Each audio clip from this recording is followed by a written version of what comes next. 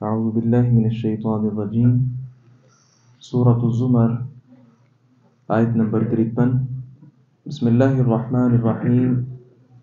قل یا عبادی الذین اسرفوا علی انفسهم لا تقنطوا من رحمت اللہ ان اللہ یغفر الذنوب جمیعا۔ قل یا عبادی الذین اسرفوا، کہہ دیجئے میرے بندو جنہوں نے اپنی جانوں پر زیادتی کی ہے، لا تقنطوا من رحمت اللہ کی رحمت سے نا امید نہ ہو جاؤ۔ ان اللہ یغفر الذنوب جمیعا، بلا شبہ اللہ تعالیٰ سب کے سب گناہ بخش دیتا ہے۔ انہ هو الغفور الرحیم، بلا شبہ وہ بے حد بخشنے والا، نہایت رحم کرنے والا ہے۔ وانیبوا الی ربکم واسلموا لہ، اور اپنے رب کی طرف پلٹ آؤ اور اس کے مطیع ہو جاؤ۔ من قبل ان یأتیکم العذاب، اس سے پہلے کہ تم پر عذاب آ جائے۔ ثم لا تنصرون، پھر تمہاری مدد نہیں کی جائے گی۔ واتبعوا احسن ما انزل الیکم من ربکم، اور سب سے اچھی بات کی پیروی کرو جو تمہارے رب کی طرف سے تمہاری طرف نازل ہوئی۔ من قبل ان یأتیکم العذاب، اس سے پہلے کہ تم پر عذاب آ جائے بغتۃ، اچانک، وانتم لا تشعرون، اور تم سوچتے بھی نہ ہو۔ گزشتہ آیات میں اب تک اس سورہ مبارکہ میں اللہ رب العزت نے شرک کی تردید کی ہے اور مشرکین کو وعید سنائی ہے۔ یہ آیات ہم پڑھتے آ رہے ہیں۔ بسا اوقات یہ ہوتا ہے کہ آدمی کو ڈراتے رہیں، وہ بالآخر خوف زیادہ اس کے اندر پیدا ہو جائے تو نا امیدی سی پیدا ہو جاتی ہے۔ اس لیے اللہ رب العزت نے یہاں اس بات کا تذکرہ کیا کہ جو لوگ اسلام قبول کرنا چاہیں وہ اسلام قبول کریں، تو وہ رب العالمین کو نہایت رحمت اور شفقت اور مہربانی کرنے والا پائیں گے۔ نہ صرف یہ کہ اللہ تبارک و تعالی اسلام میں ان کو برداشت کرے گا، بلکہ مسلمان ہو جانے کے بعد اللہ تعالی ان کی ساری خطاؤں کو، ساری لغزشوں کو، دین دشمنی کو، ساری چیزوں کو اللہ رب العزت مٹا دے گا۔ یہ جو آیت مبارکہ ہے، اس کی تفسیر میں مفسرین نے بہت زیادہ صفحات لکھے ہیں، جس کا ماحصل پیش کرنا تو مشکل ہے۔ مختصر سی بات یہ ہے کہ اللہ رب العزت یہاں اس آیت مبارکہ میں ایک ایک لفظ پر غور کیا جائے تو اپنی رحمت اپنے بندوں پر نچھاور کرنے کا تذکرہ کر رہا ہے۔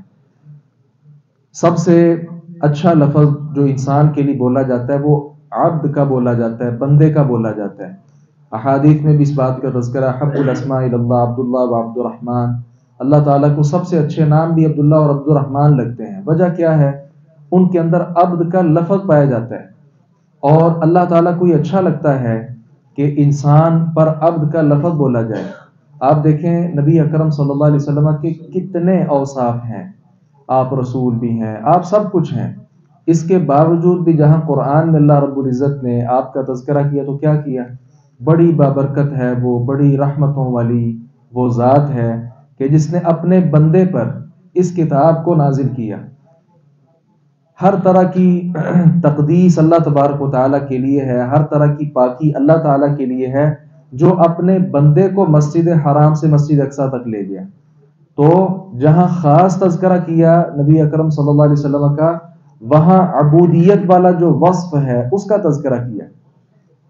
رسول بھی کہہ سکتے تھے اللہ تعالیٰ، نبی بھی کہہ سکتے تھے، لیکن جو زیادہ گہرا تعلق بندے اور رب کا ہوتا ہے اس میں لفظ عبد کا اشتراک ہے، تو یہاں بھی اللہ تعالیٰ نے عبد کا لفظ بولا۔ اور پھر آپ دیکھیں یا عباد کا لفظ نہیں بولا بلکہ یا عبادی کا لفظ بولا۔ یہ یا ضمیر اس بات کا پتہ دے رہی ہے کہ اللہ تعالیٰ نے اپنی طرف نسبت کی ہے کہ اے میرے بندو۔ یہ بھی ایک رحمت کا، شفقت کا یہاں پر اظہار ہے۔ اور کئی چیزیں یہاں پہ اس آیت مبارکہ میں موجود ہیں۔ تو اس آیت مبارکہ کے شان نزول میں مختلف احادیث بھی ہیں۔ عبداللہ ابن عباس رضی اللہ عنہما بیان کرتے ہیں، صحیح بخاری کی روایت ہی ہے، بعض مشرک آپ کے پاس آئے اور کہتے ہیں ہم اسلام تو قبول کر لیں گے، لیکن کیا ہم نے جو کچھ اسلام کی مخالف کیا اس کا کفارہ ممکن ہے کہ اللہ تعالیٰ ساری یہ خطائیں معاف کر دیں؟ اس وقت اللہ تعالیٰ نے 2 آیات اتاری جن میں ایک آیت مبارکہ یہ بھی تھی، اور اس پر کئی احادیث موجود ہیں۔ بہرحال اللہ رب العزت کی طرف جو رجوع ہے یہ ساری کی ساری خطاؤں کو معاف کر دینے والا ہے. اور مسند احمد کی معروف روایت ہے الاسلام یجب ما قبلہ، اسلام گزشتہ ساری خطاؤں کو مٹا دیتا ہے. اسی طرح عامر ابن عاص رضی اللہ عنہ بھی جب مسلمان ہونے آئے ہیں تو انہوں نے کیا کہا تھا کہ ایک شرط آپ کے سامنے میں رکھنا چاہتا ہوں، اگر وہ میری شرط آپ قبول کر لیں تو پھر میں اسلام قبول کروں گا. آپ صلی اللہ علیہ وسلم نے شرط کے متعلق پوچھا تو وہ شرط کیا تھی؟ وہ شرط یہی تھی کہ اسلام قبول کرنے سے پہلے جو میرے سارے گناہ تھے کیا وہ معاف ہوں گے؟ تو آپ صلی اللہ علیہ وسلم نے اس شرط کو قبول کیا اور کہا کہ اسلام لانے کے بعد ساری خطاؤں کو اللہ تعالیٰ معاف کر دیتا ہے. اور ہم نے اس دن وہ شام کے درس میں اس بات کو پڑھا تھا کہ اللہ تبارک و تعالیٰ صرف گزشتہ گناہوں کو معاف نہیں کرتا بلکہ اسلام قبول کرنے سے پہلے جو آدمی نے نیکیاں کی ہوتی ہیں اللہ تعالیٰ ان نیکیوں کو بھی باقی رکھتا ہے، ان نیکیوں کو بھی باقی رکھتا ہے. اور یہ بات ہم یہاں بیٹھے ہوئے صرف کافروں کے ساتھ اس کو خاص نہ کریں بلکہ اہل اسلام بھی اس کے اندر آتے ہیں. اگر کوئی مسلمان آدمی بھی گناہ کر کر کے تھک چکا ہے تو اسے بھی چاہیے کہ وہ اللہ رب العزت کی طرف پلٹے. یہ اللہ تعالیٰ کی طرف پلٹنا صرف کافروں کے ساتھ خاص نہیں، مسلمانوں کو بھی چاہیے. ہو جاتا ہے بسا اوقات سال گزر گیا مسجد کے قریب تک نہ آدمی آیا، پھر دل میں خیال ہوا کہ یار اللہ تعالیٰ سے ڈرنا چاہیے اور ان ساری خطاؤں کو اللہ تعالیٰ کے سامنے رکھ کر ان کی معافی مانگنی چاہیے. تو ایسے انسان کو دیر نہیں کرنی چاہیے. اللہ تعالیٰ کی یہ صفت رحمت یہ سب پر غالب ہے. اللہ کا عذاب بڑا سخت ہے لیکن رحمت جو ہے اللہ تعالیٰ کی، اللہ تعالیٰ نے خود کہا ان رحمتی سبقت غضبی، میری ایک طرف رحمت ہے ایک طرف غصہ ہے، لیکن میں نے کیا دیکھا کہ میری رحمت میرے غصے پر بھی حاوی، غصے پر بھی حاوی آ گئی. اس لیے اللہ تبارک و تعالیٰ کی رحمت نہایت وسیع ہے. یہاں آخری بات یہ ہے، دنیا کے جتنے معبود ہیں ان سب کا جہاں تذکرہ کیا جاتا ہے سختی کے ساتھ تذکرہ کیا جاتا ہے. یہ غصے کا بڑا سخت ہے، یہ کر دے گا وہ کر دے گا، اس کے اندر بڑا جبر ہے بڑا ظلم ہے، اس کی بات نہ مانو تو یہ کر دے گا وہ کر دے گا.